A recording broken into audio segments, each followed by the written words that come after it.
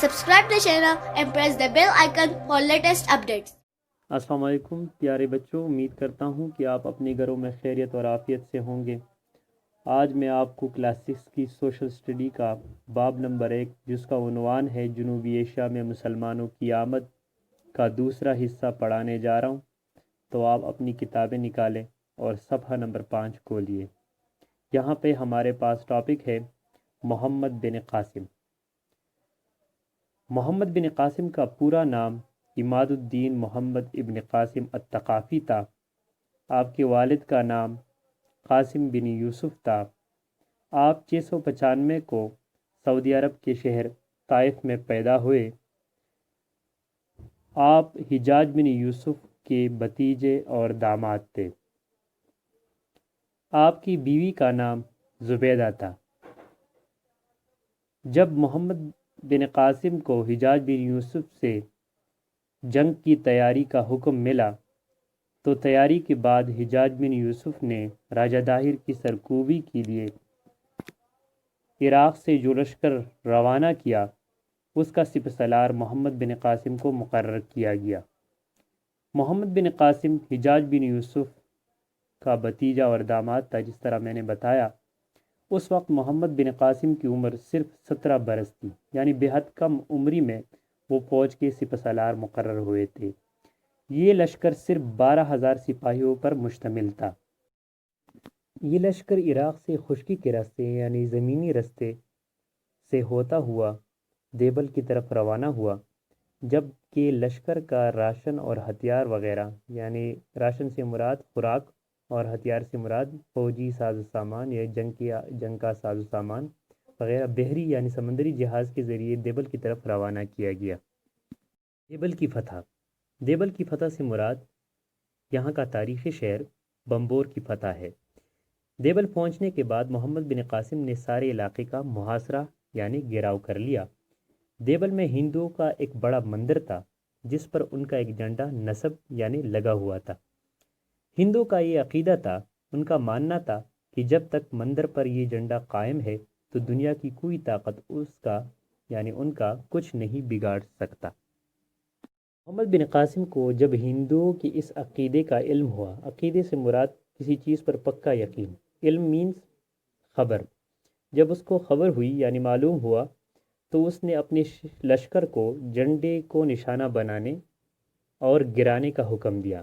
لشکر والوں کے پاس ایک منجنیق تھی۔ منجنیق ایک ایسا ہتھیار جس کو اس زمانے میں توپ کی جگہ استعمال کیا جاتا تھا، جس سے بڑے بڑے پتھر پھینکے جاتے تھے، جس کے ذریعے بڑے پتھر کے بڑے بڑے گولے دور دور تک پھینکے جا سکتے تھے۔ ان بھاری پتھروں کے لگنے سے قلعوں کی مضبوط دیواریں بھی ٹوٹ جاتی تھی۔ سپاہیوں نے سپہ سالار کے حکم کی تعمیل سے مراد حکم ماننا کرتے ہوئے منجنیق کے ذریعے جھنڈے کو نشانہ بنایا اور کچھ ہی دیر میں جھنڈا زمین پر آ گرا۔ جھنڈے کے گرنے سے راجہ داہر کی فوج میں خوف و ہراس اور بددلی پھیل گئی۔ خوف و ہراس یعنی ڈر پھیل گیا، گو کہ اگرچہ انہوں نے مسلمانوں کا مقابلہ کیا لیکن شکست کھا لی اور دیبل پر مسلمانوں کا قبضہ ہو گیا۔ شہر پر قبضہ کرنے کے بعد مسلمان فوج نے قید خانے کا دروازہ کھول کر مسلمان قیدیوں کو قید سے آزاد کرا دیا۔ فتح کے بعد محمد بن قاسم نے مقامی لوگوں سے انتہائی اچھا سلوک کیا، ڈاکوؤں کو گرفتار کر کے سخت سزائیں دی۔ دیبل میں محمد بن قاسم نے ایک شاندار یعنی عالیشان مسجد بھی تعمیر کرائی۔ یہ مسجد اروڑ کی پہاڑی کے اوپر تعمیر کی گئی، جو آج بھی سندھ کے شہر سکر میں اس کے کچھ باقیات موجود ہے۔ محمد بن قاسم کے حسن سلوک کا یہ اثر ہوا کہ لوگ جوق تر جوق یعنی بہت زیادہ تعداد میں اسلام قبول کرنے لگے۔ دیبل کی فتح کے بعد مسلمانوں کے حوصلے اور بھی بلند ہو گئے، چنانچہ مسلمانوں نے پیش قدمی جاری رکھتے ہوئے، پیش قدمی سے مراد یعنی آگے بڑھتے ہوئے کئی اور علاقے بھی فتح کر لیے۔ اسی دوران محمد بن قاسم کو خبر ملی کہ راجہ داہر پوری تیاری کے ساتھ مقابلے کے لیے آ رہا ہے۔ اس خبر کے بعد محمد بن قاسم نے رات کے اندھیرے میں کشتیوں کا پل بنا کر دریائے سندھ پار کر کے میرمن آباد کا رخ کیا۔ وہاں سے آگے اروڑ کے مقام پر دونوں فوجوں کے درمیان زبردست جنگ ہوئی۔ اس جنگ میں اپنی شکست کو دیکھتے ہوئے راجہ داہر نے ایک ہاتھی پہ سوار ہو کر میدان جنگ سے بھاگنے کی کوشش کی، لیکن اس لڑائی میں راجہ داہر مارا گیا۔ راجہ داہر کے مارے جانے کے بعد اس کی فوج بھی شکست کھا کر ادھر ادھر بھاگ نکلی۔ ملتان کی فتح۔ راجہ داہر کے مارے جانے کے بعد باپ کی موت کا بدلہ لینے کے لیے راجہ داہر کا بیٹا جے سنگھ لشکر لے کر مقابلے کے لیے آیا، لیکن اسے بھی شکست کا سامنا کرنا پڑا۔ اس کے بعد محمد بن قاسم نے آگے بڑھ کر ملتان کا رخ کیا، کیونکہ اس وقت ملتان بھی سندھ کا حصہ تھا۔ ملتان کے ہندوؤں نے بھی مسلمانوں کا مقابلہ کیا، لیکن ان کو بھی شکست ہوئی۔ اس طرح 712 میں ملتان کا علاقہ بھی مسلمانوں کے قبضے میں آ گیا۔